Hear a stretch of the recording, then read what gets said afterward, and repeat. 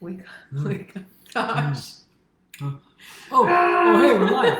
Oh, yeah. We were sleeping. And yeah, gosh, I was sleeping. Wake up, Daddy.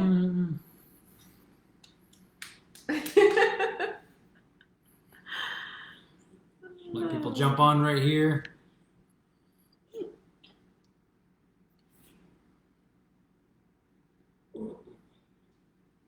And we got one viewer. Hello, one viewer. Favorite viewer award goes to. Now we got 8. Woo.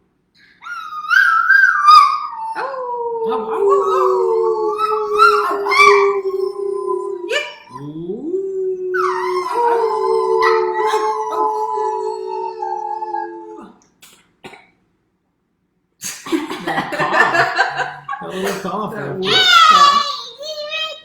yes, that's right. Hey, get ready.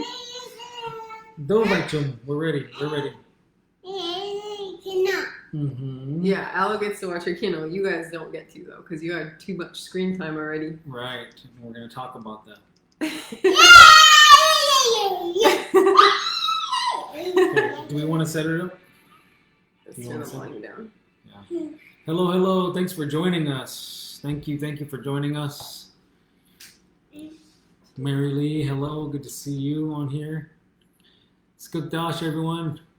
Anya Chikik Thosh. My name is Thosh Collins, from the Salt River people, the Anakamir Autumn. We are located right outside of Phoenix. So we live in Phoenix, and we're down the street from where I grew up in the res here. And I'm a board member of the Native Wellness Institute, and along with my wife here, I'm the co-founder of an Indigenous wellness initiative underneath the Native Wellness Institute called Well for Culture. And we've done numerous other power hours here on Native Wellness Institute's Power Hour Live for the past 20-something weeks. And we're just always happy to come on here and have a discussion and share what little we know.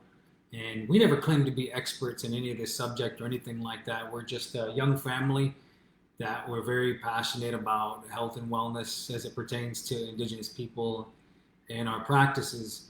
And it's something that we love to learn more about from different nations and from our elders and our knowledge keepers, and put this information together and talk about what does it mean for our people. Yes. Well, I'm about to introduce myself. Do you know how to charge this? Yeah. Okay. Go ahead. Hamadakayapi, hello relatives. Welcome to the Native Wellness Power Hour. It's so good to be here. It's been really exciting to be a part of this conversation series that has been going strong for several months now. And we love talking about all things health and wellness from an indigenized, empowered perspective. And today we're going to be talking about sleep, because as we know, sleep has so many implications on our total health that we often don't think about. Of course, we know we need to sleep, we know we need to rest, but there's a lot of nuances to it, and I think that there is a lot of information that doesn't widely get talked about regarding just how important sleep is. Thankfully, we have the teachings of our ancestors to guide us, and we can apply those to our everyday life as we attempt to lead healthy and balanced lifestyles. Mm-hmm. And so, again, I want to thank you all for joining us. There's more and more people getting on. I want to thank the Native Wellness Institute. I want to thank all of the board members, the staff, for continuing to put in all the hard work. To Jillian, the director, Shailene, all the other staff in-house right there for putting in their countless hours of work to bring everybody the Native Wellness Institute Power Hour every day at noon. So thank you all for doing that. We're really enjoying it, logging on and just seeing our friends and relatives get on here and share. And we wanted to take a moment to give thanks for our life that we have today, and give thanks to Nauticum, great creator, for the life that we have here together, and give thanks for our health, that we're happy that we're in good spiritual, physical, mental, emotional health. And we want to give thanks to the Haichutuk, the food that we've drank, that we've eaten today, the plants, the animals that have given their bodies to nourish us, to nourish our body, our mind, our spirit, and all that. To give thanks to the Shudak, the water, Meni, Debi, for nourishing us and providing us with that nourishment, and giving thanks, of course, to our Jivikam, our Mother Earth, Unchi Makal, that allows us to walk upon her, and she provides for us. And we give thanks too for all of our elders that paved the way, our ancestors that walked before us, that allowed this knowledge and information to go down, to receive, to get to us today. And we give thanks to all of the babies that decided to come into the world and bless us, and all the babies in the womb, like we're expecting here. And we're giving thanks for all those babies in the womb here that are going to bring teachings to this world that we're in, this somewhat out of balance, out of harmony world that we're living in. And so we're putting all of our hearts and minds together to pave the way for those children to come forth and be able to bring teachings and all that for us. And we give thanks to that spirit of wellness for coming in our home, our space right here, and blessing us all, and allowing us to be able to talk about these things here. And we're putting all of our hearts and minds together, each and every one of you watching too, the strength that we have in our hearts, our spirits, and we're shooting it out into different directions to all of our relatives out around the native country and in the world who are maybe struggling with things such as addiction, depression, or who are struggling with social violences, people who may be on their deathbed that are suffering. Maybe they're taking their last breaths due to whatever sort of disease. So wanted to send our strength to all those people, and send a strength to all of our relatives out there who are dealing with the grievance of their loved ones, whether they are passing to any kind of lifestyle diseases, or of old age, or untragic timely death, or from COVID-19, whatever it may be. We're praying for all of the relatives and in their grievances during this time. So we wanted to just start off and acknowledge and think about those things, and everything that I've mentioned in that little giving of thanks are the reasons why we do work in health and wellness. It's the reason why I'm assuming that many of you do the work in your communities, or your jobs, or your own families, or the work you do in your personal wellness journey. That all those things we talked about, I'm sure that those are all things that you all have prayed about and acknowledged as well. And so I always like to start off and talk about all those things and acknowledge that right now in Native country, across all of Turtle Island, the First Nations people in Canada, down to our relatives in Mexico and Central America, to our relatives in the Pacific, our relatives in Hawaii, our Maori relatives, our relatives in the Aboriginal Australia, that right now in the phase, we're in a healing phase. We're in a phase of healing from the negative impacts of historical trauma, unresolved grief from the loss of lands and languages and knowledge systems and kinship systems and all that.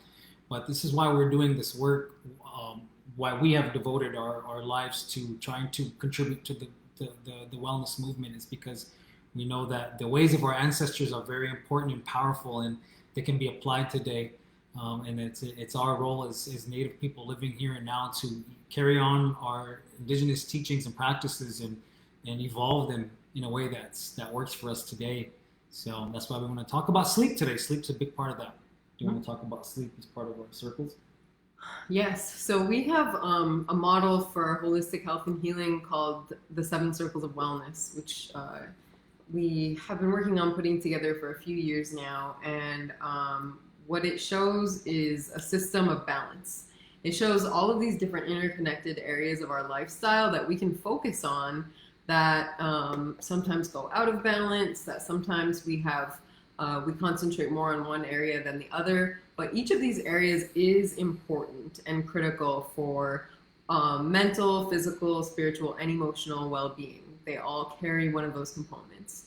So the 7 circles, one of those circles is sleep. So it's right up there with food and movement and peacefulness and all of these different areas of our lifestyle that we need to focus on in order to be well. And I know that for many years, I certainly didn't understand the importance of sleep, or the many, many ways in which it impacts our health. So we're excited to talk a little bit more about that now. Yeah, and there's a number of factors, as you all know. It's not one end-all, be-all deciding factor that determines how holistically well we are. There's a number of factors involved. It's turning out to be more complex than what people have said before, which is why we created 7 Circles of Wellness. And sleep is just one of those aspects of our life that's a major contributor to our health. And so But again, it's not the only one. Just like eating well is not the only one. Exercise, being stress free, all these things are all need to be worked on. We need to all focus on these different areas in our life to acquire that. So wellness is about practices that help us to get to those places, not just in balance, but in harmony with our spiritual, physical, mental, emotional well-being, and with our environment. And so I'll just quickly, something that I find really empowering about sleep and understanding the ways that something as simple as getting a good night's sleep or staying in my circadian rhythm can improve my health is that, like anybody else, I have those days, a lot of days where I don't squeeze in the time for a workout, or I don't necessarily cook myself the healthiest of meals. And so at least I know I can fall back into place with my wellness or be more in balance again if I have a good night of rest. And so for me, it's empowering because it's one of those daily practices.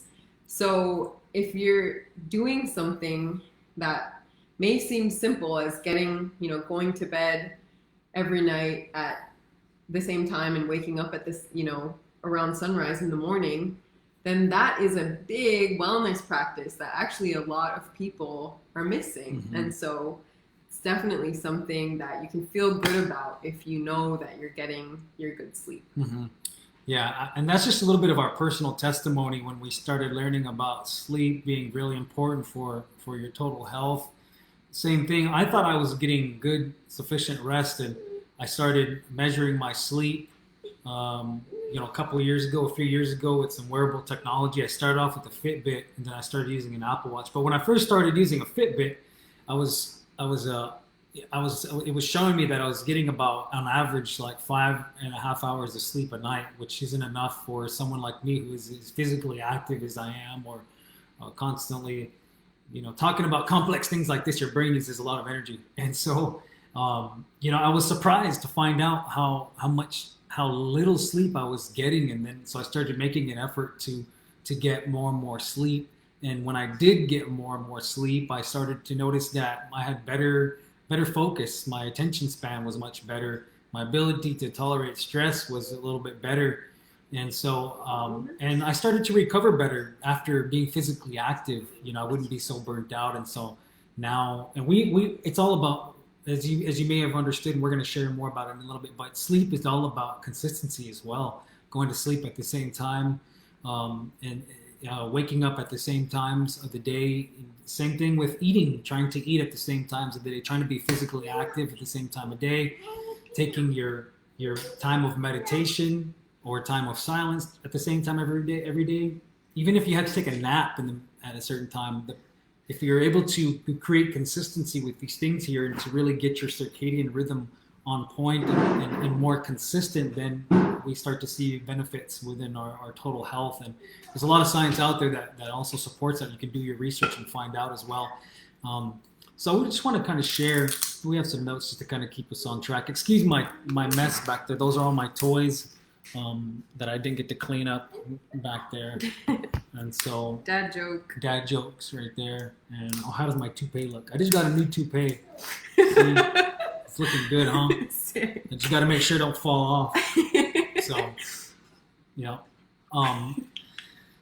Like a sleep, as you may have heard, and you probably heard this a lot during the pandemic, in the beginning of it, when health officials were giving their advice about how we can take care of ourselves during this time. And one thing that Did you share the screen? No, we can't share them. Oh, okay.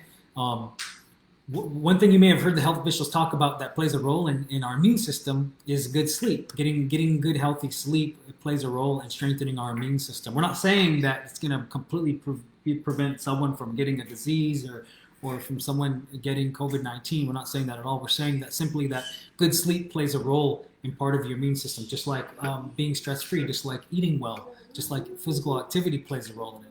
So the benefits of good sleep are your immune system depends upon it. And as I said earlier, it helps your ability to tolerate stress, and it helps with memory consolidation. And I'll share a little bit more about what that is here in a moment.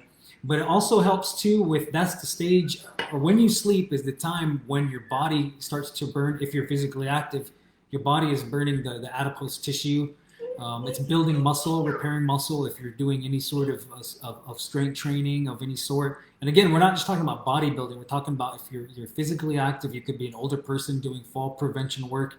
Your muscles, you actually repair, muscle fibers and all that repair while you sleep. So that's why it's important to get those good, healthy, adequate sleep. And another thing that's really important for us as Native people is a dream state. Is a dream state, and I think that there's still, as far as the science goes, there's still a lot of, I guess, uncertainty about, do you need to be in REM sleep or not in order to have, to be able to dream. But dreaming is different for everybody, and I know for myself, I'm a big dreamer. So dreaming is really important for, I visit people in dreams, or I have various ideas that come in dreams, and I wake up and I process it and think about these things. I've even heard songs that I have been trying to able to grab and use and carry out of my dream into this world here. But so dreams is really important for us as Native people, from a spiritual perspective and understanding our indigenous world views. Dreams is really important for that. Anything you want to add to that? Mm-hmm. Yeah, I would say that, everybody here probably grew up with some kind of teachings about dreams, or has had a powerful dream where you've learned an impactful lesson, or maybe where you have had some kind of a message come to you where you have to focus your energy in a certain area or reach out to a certain individual. I don't know that science will ever understand the true significance or the importance of dreams, but we do know that our ancestors understood that, and that it's no coincidence that pretty much every single indigenous culture recognizes and teaches about the importance of dreams. That's why we have whole ceremonies that are designed around the concept of seeking a vision. Mm-hmm. So this is another reason why it's important to get good sleep, to give yourself the opportunity to receive those messages and to learn these teachings and lessons. Mm-hmm. And so, don't that truly is a part of our everyday health and wellness. And we encourage you to recognize that about yourself too, if you're a powerful dreamer. Mm-hmm. And I know that in Lakota culture, there's a word that recognizes, I guess in Western culture, the closest word to it is deja vu. But if you are a person who has a lot of quote unquote deja vu, or these mini dreams that show you something that has already happened or that will happen in the future, then that's in Lakota culture, that was considered a tangible skill and something that you should hone and recognize about yourself or about other people. And so these are the kind of things that sort of get lost in today's world, that in reclaiming our total health and wellness, we can reclaim those. And so much of the importance of sleep is just about maintaining clarity of mind and the ability to connect on a deeper level to our true inner selves and our inner skills as well. And sometimes too, when I have a really powerful dream, I wake up. If I remember it right away, usually when it's really powerful, it affects me as I wake up. I feel a certain way, and I know some of you can probably connect to that. And what I usually try to do is I try to sit up and recollect on that dream. What is it?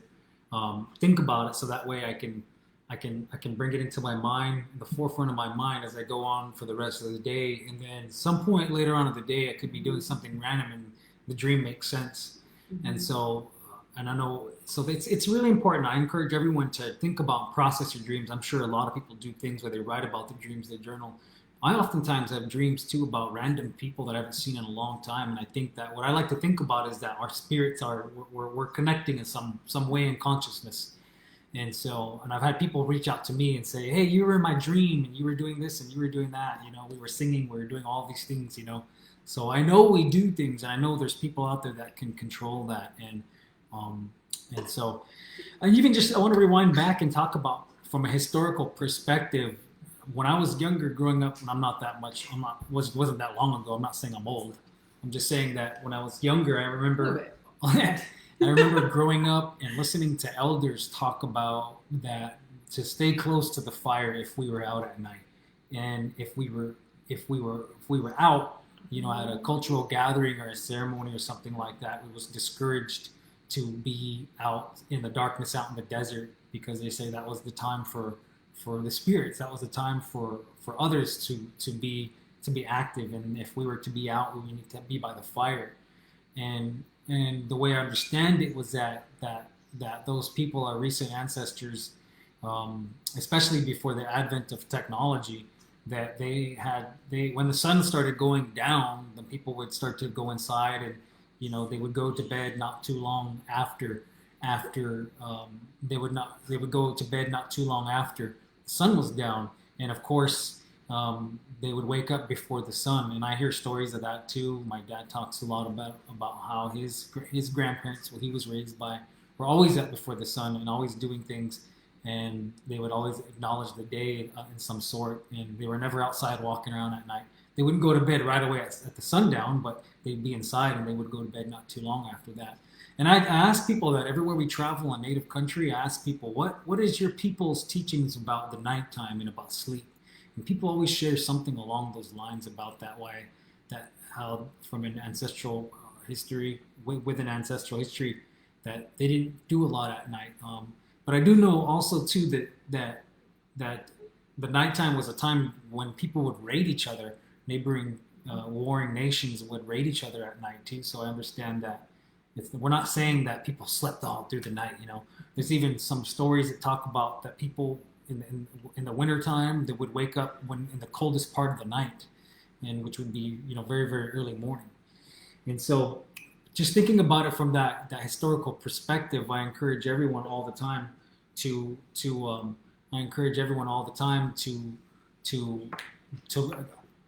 find those stories, see what ancestral knowledge, oral tradition says about the importance of sleep, because we're continuing to find more and more things, and we can start to piece things back together to find out how and why the ancestors had viewed the nighttime as something that was very relevant, very, very sacred and special.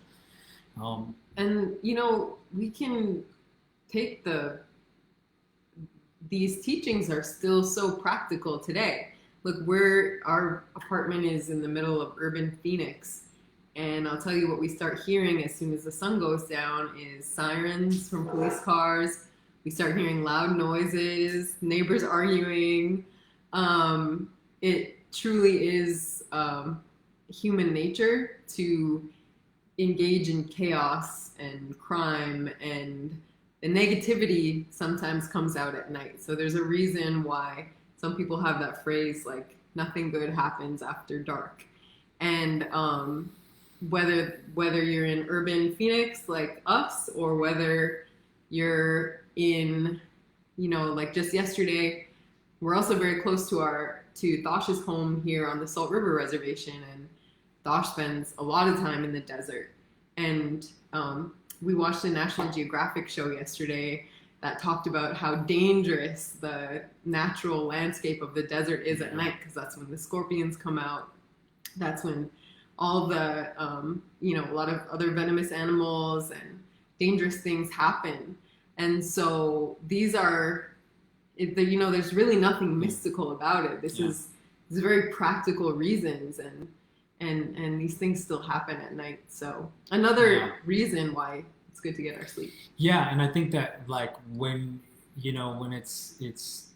when people talk about the nighttime was another place for others to come out. I think they're also referring to the animals, and as we know, animals are representative of certain spiritual aspects of our world too. So it's kind of like, a lot of animals are nocturnal, that was their time period in which they were able to come out. And so same thing with certain plants that bloom at those times. So I always encourage everyone to continue with your journey of especially young people, when you're on your journey of acquiring knowledge and information and piecing things together to create your conclusion about your cultural ways and how you're going to go forward is to ask about sleep, is to ask knowledge bearers about sleep and why that was sacred, why that's important. Mm-hmm. And then, like today, as we know today, there's a lot of science. There's been science neurologists have been studying sleep. And I'm really interested in that, and I'm definitely no one who is educated in neurology or anything like that. But I'm very interested in how the brain works, and very interested in, say, sleep's impact on the brain. And so I was writing some notes earlier, and most of the studies suggest that learning and memory is really dependent upon, a big part of it is dependent on how much sleep that we're getting. And I think learning and memory is really important when it comes to indigenous cultural knowledge and practices, and the revitalization of those, preservation, and even the evolution of those practices is really dependent upon our mental capacity, our memory, and our ability to learn things and to be able to hang on to that information and be able to interpret that information for others, especially when we're talking about languages and the creation stories and the many songs. Like where I come from, we have hundreds of songs that you have to remember, and so these are, I believe, why these things are so important. And so again, sleep is really a big part of that acquisition of that knowledge is one stage of it, which refers to the introduction of that information to your brain. And then there's the consolidation phase of that information, which means that it matures, that information matures in your brain, which sleep happens during the sleep time, which again, there's some science that still is catching up on better explaining that, but that's what the studies suggest. And that's the same thing with movement too, with movement, with how well we eat. A lot of your sleep plays a role in those as well.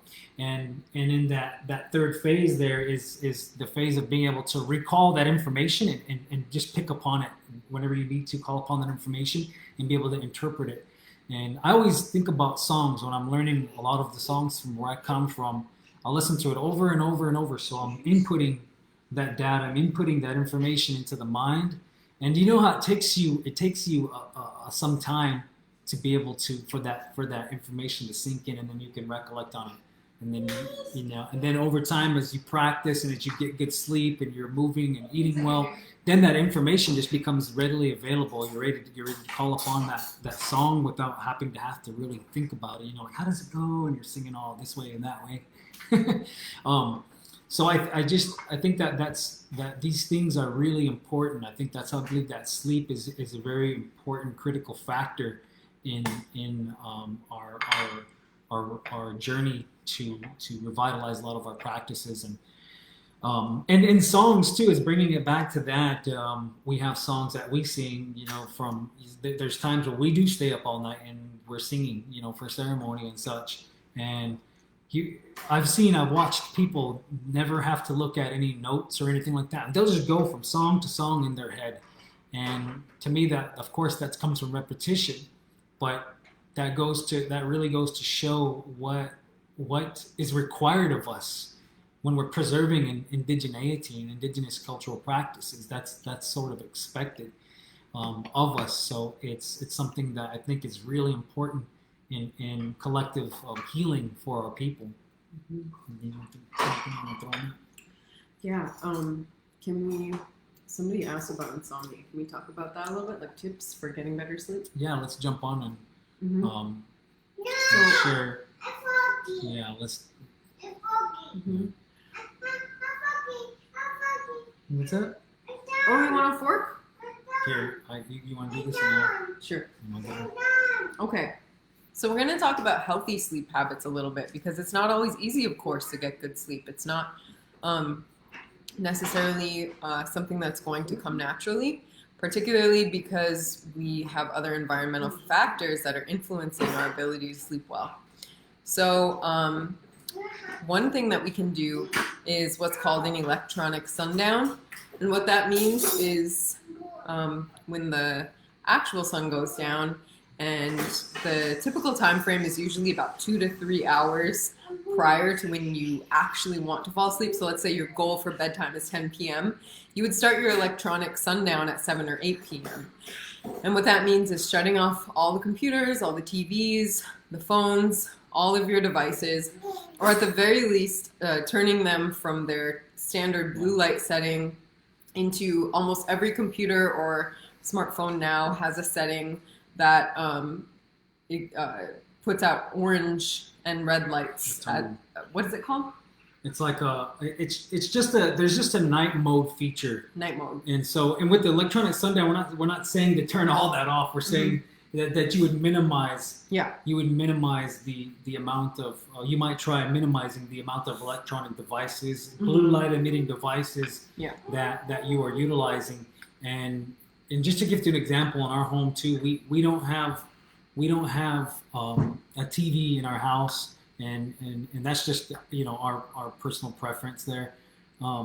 We have a computer, a big desktop computer, and a couple laptops, and we usually if we watch something on our or we have a projector. If we're watching something there, then we try not to have so much other devices going, or we're not sitting with the TV on and watching on our cell phone or anything like that, or on the laptop. We just try to minimize the amount of devices that we have going. And also what we like to do as well is start to dim a lot of the lights. So we don't have all the lights on in the house, and we don't have any fluorescent lights. We have just warm tone lights in our house. But even then, we just have just a couple of them on. We don't need all the lights blaring, because that's also what they're finding is that the blue light that emits from the devices actually inhibit melatonin secretion, which melatonin is the hormone that prepares your brain, your body for sleep. And so there's a lot of pretty reliable science that's coming out on that. So that's why an electronic sundown is an important thing to try it out. And of course, everyone is different. We're just giving suggestions. That's what we practice in our home as well. And I think that we have a toddler as well, and getting her on a regimen, on a schedule is very important for us. And so we as parents we're discovering that our daughter, she copies everything we do. So if we all start dimming things down, and start settling down and winding down by like 8 or 8:30 and getting in bed at 9, then we're teaching her with our actions and with consistency. So that's how an electronic sundown plays a good role in that. Yeah. Give me a second. She's a hungry mama, so she has to eat. Well, what's the next step? And then yeah.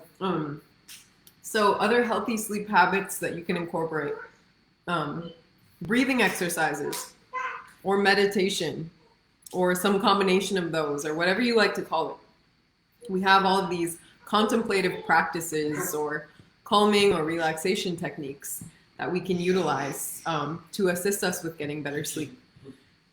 Okay, diaper change time. So for example, we can try one together.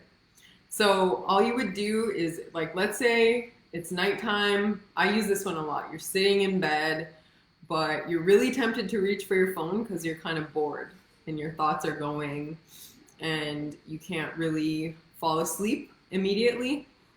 Just using a breathing exercise will help you out. So you can shut your eyes if you'd like, or you can try this one with your eyes open. But what you're going to do is breathe in through your nose for 5 counts. Or 4. Yeah. Do more like 4 counts. 1. And then exhale for 7.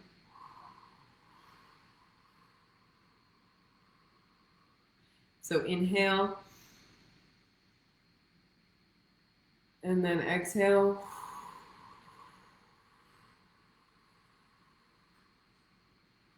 I lost count with my fingertips. So the point is, when you do the counting in your head, and this is another way you can incorporate your indigenous language, you can count in your language, or you can whatever you'd like to do. That repetition, that repetitiveness, along with the breath and allowing your whole body to just calm down, is really going to help you fall asleep more effectively. And I usually find that that if I do give into my temptation and reach for my phone and start scrolling, I could be up till 1 or 2 o'clock in the morning because that blue light really actively keeps you awake. So that's the worst thing you can do if you're trying to fall asleep is reach for your phone. I'm not saying I never do it. I'm very guilty of it. But that is one of the ways that we can try is just doing a breathing exercise. Let's see here. The next tip is to do some kind of physical movement throughout the day.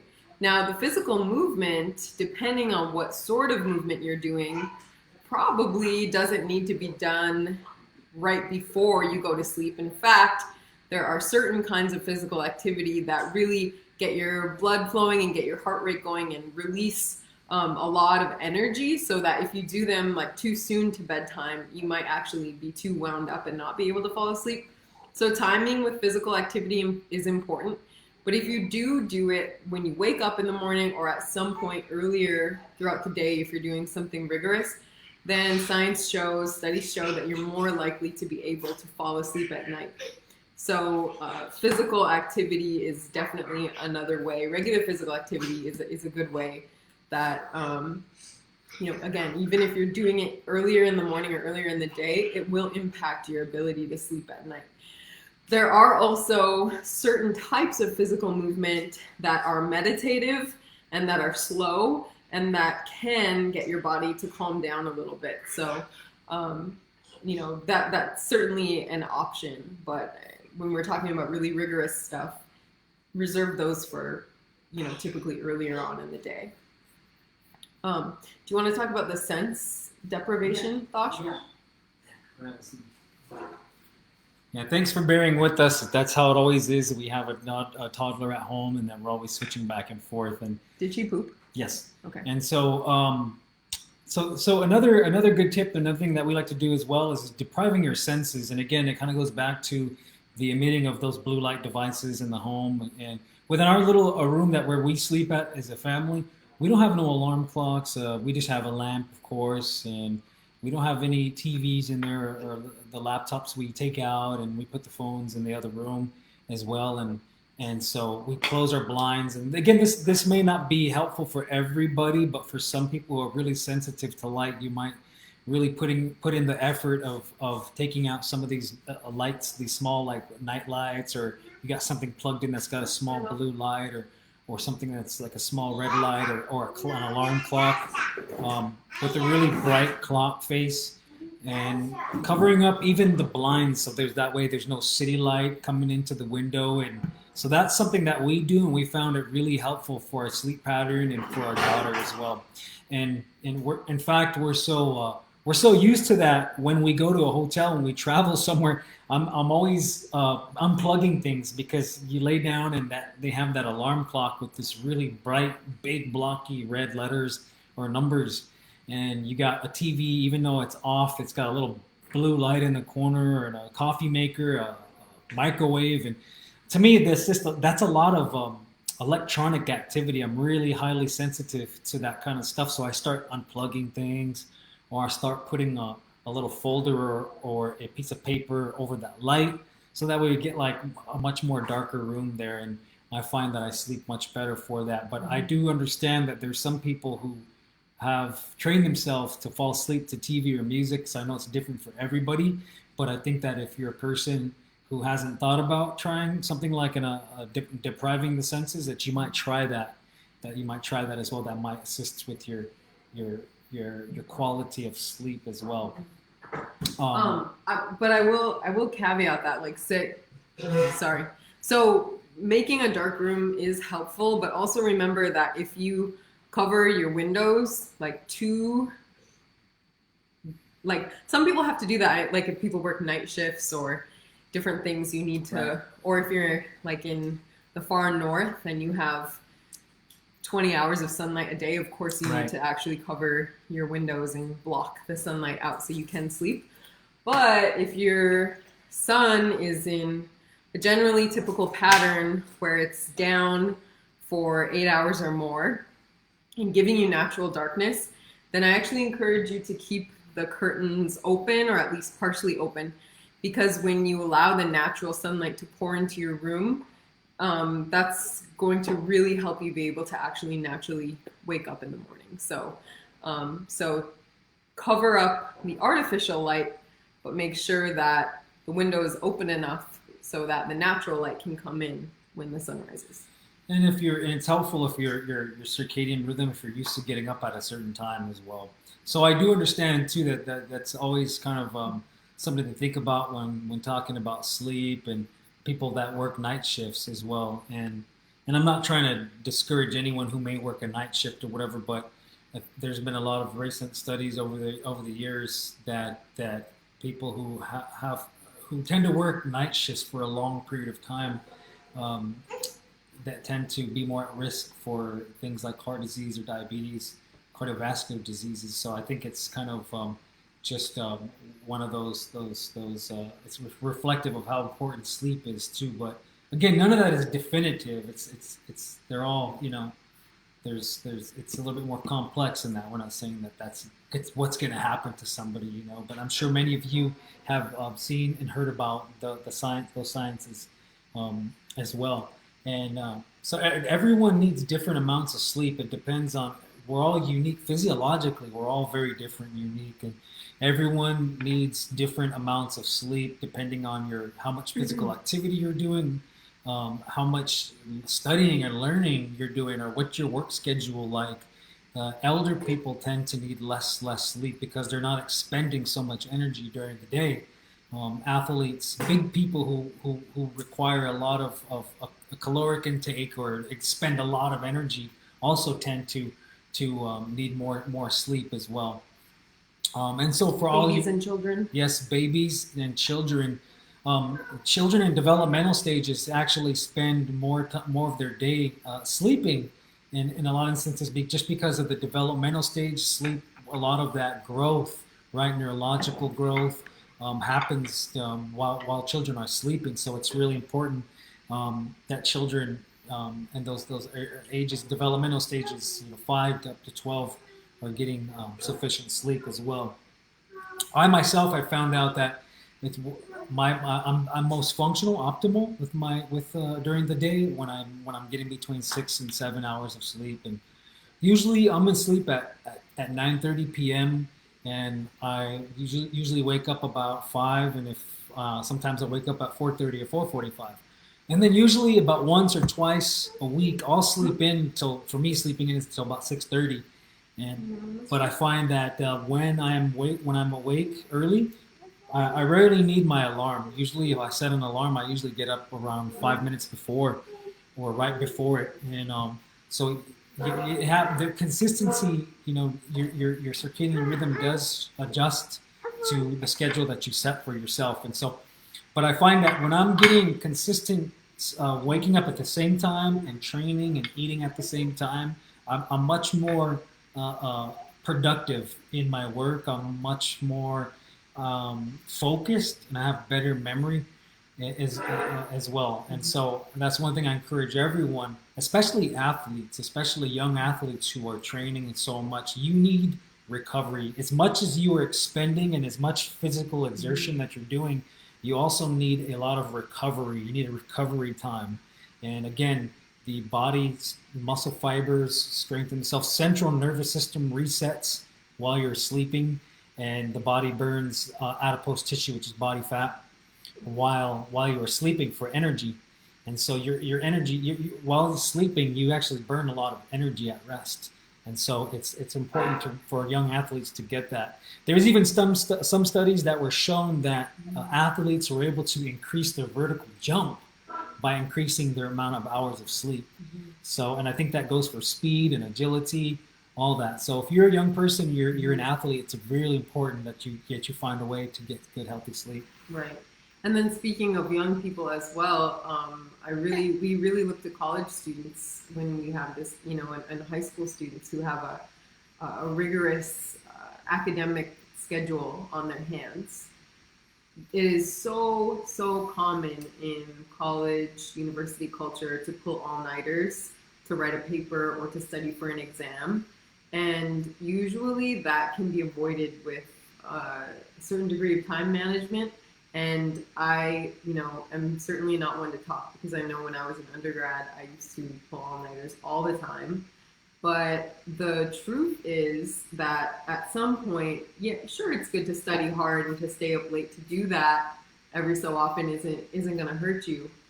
But and I think at that age, your body is pretty resilient, and so you can manage late nights sometimes.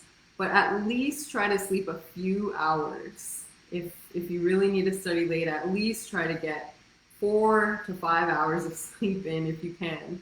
Because when you sleep, your memory is consolidating the information that you were just reading over and over and over. Your brain can become exhausted. And so you could read something 100 times and think you haven't memorized, but if you don't sleep and allow your brain to actually process that, it's going to go out the window when it's time to sit there and actually write your exam. And so sleeping is really, really important for college students. So please don't pull all-nighters if you can at all. Yeah. Yeah. So I just want to address something right here. Someone had said that how many hours before sleep do you stop eating? And I heard some science as it pertains to particularly to type 2 diabetes. I heard that going to sleep with high insulin interferes with sleep. And then I was reading some other research saying that that's not actually true. So even for myself, I'm not completely. I don't know, if it's really beneficial to not or to cut off to start fasting. But typically, what I usually do, anyways, is when I'm on a good regimen with my sleep, eating, wake schedule, I usually try not to eat after 7 p.m. and especially if I'm going to bed like around 9:30, 10 or something like that. And for me, because I don't like going to bed full, and I'm sure there's something we need to look more into that. I'm sure maybe if you do know some of this information, maybe you might share it in the comment section. But I don't like to eat too late before I go to sleep because I find that it throws my eating pattern off. Because when I wake up like around 5, my first meal isn't until about 9:30. So I go a good like 4 or 5 hours or something like that of waking up and having coffee, doing some kind of exercise movement, running errands, attending to emails and work stuff, and then we eat. And so I like to have a fasting period. But if I notice that if I eat too late before bed, I wake up and my it throws off my eating schedule, and then I'm not hungry till a little bit later. So I like to go to bed on an empty stomach, and I like to wake up feeling a nice empty stomach. And sometimes I will check my blood sugar levels. I'm not a type 2 diabetic, but I'll check my blood sugar levels when I'm on a good, consistent sleep, wake, eat, workout regimen. And I wake up and my glucose is in like the late 80s, mid 80s, and which is a good range for someone like myself. And I did notice that when I was eating late, I was waking up and my blood sugar was like 99 to 101, 102. And anyone who knows a little bit about diabetes education, you know that if you're waking up consistently for a certain period of time with your blood sugar above 100, then you're considered pre-diabetic. Of course, it's a lot more complex. It's not as black and white as that. But I noticed that when I eat late, I still wake up with my sugar a little high. So, but everyone's different. Everyone is different when it comes to how their body metabolizes carbohydrates and sugar. So you must do your own research and find out yourself. But I was kind of curious at where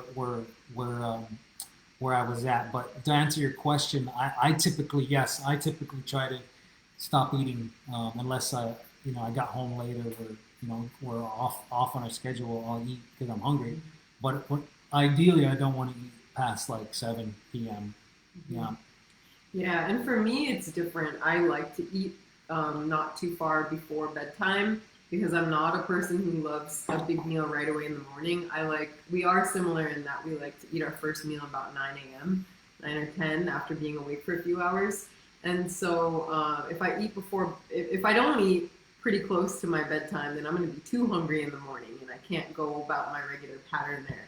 And I'm also, been breastfeeding for a couple of years, and now I'm pregnant, and I think a more consistent, eating schedule is a little bit healthier for me at this stage in my life. But remember, bio-individuality is the key word here for everything from food to fitness to eating to sleep. And everybody is going to have a different number and a different routine that works for you. And the best thing that you can do for yourself is consistently listen to your body and really pay attention to the ways that different amounts of sleep or different hours of eating or different time of day of physical activity is going to impact you, because you are your own expert. So please feel empowered with that knowledge to know that there is no one size fits all answer for any of this stuff. It's really individual. And as we grow and change throughout life, it's interesting because there's so many health rules that will be applied to like children, and then it's like specifically catered. But then for this whole chunk of our lives from age 18 onward, we're pretty much lumped as adults in the same category. But the truth is that we change all the time. Every year our bodies are growing and changing and shifting. And so continually listen to yourself and relearn what are the best habits for you at a certain stage in your life. Yeah, absolutely. And anything that we're learning about health and wellness today, we should take it upon ourselves to continue to research. Like everything we're saying here, if you're taking notes, look up that and research it for yourself, and find out and do the work to find out what's right for your body, what's right for your life. Take into account ancestral knowledge. What do your ancestors say? What does your great-great-grandparents say? And so is that information congruent with each other, and those are some things to really take into account.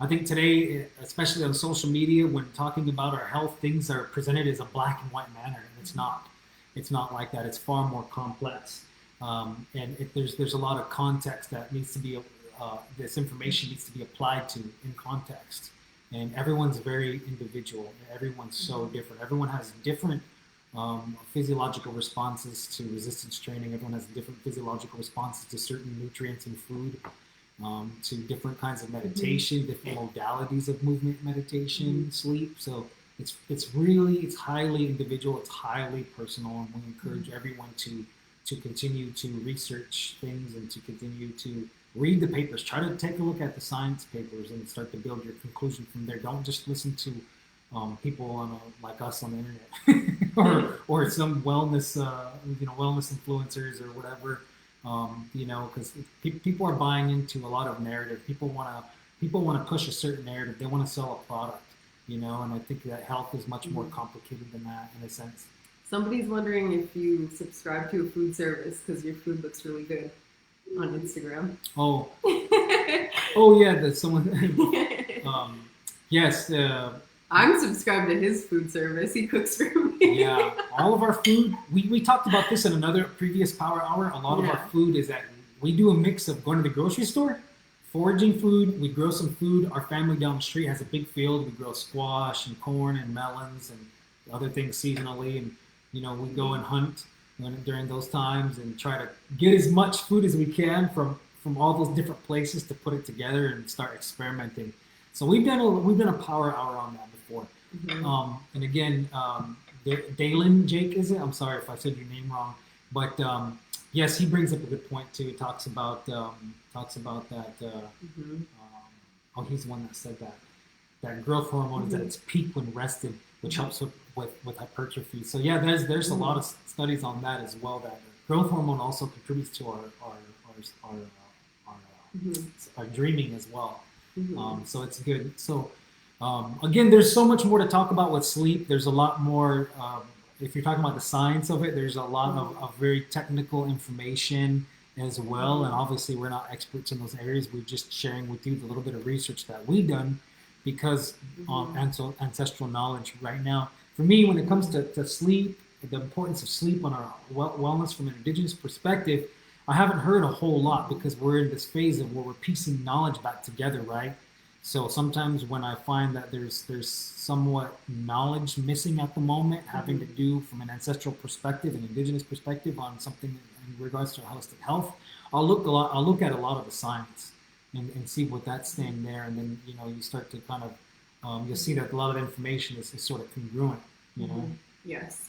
And I would say the big takeaway from this is just know that sleep does play a role, and it's often that missing factor of what we're forgetting to look at. If we're wondering why our anxiety might be through the roof, or we can't seem to get into this mode of a balanced lifestyle that we're seeking, and we're focused. Sometimes mainstream culture is so emphatic about being busy, and doing. Mm-hmm. But in reality, sometimes what we need to do is sleep. Sometimes what we need to do is rest. In fact, every day we need to do those things and really spend the time.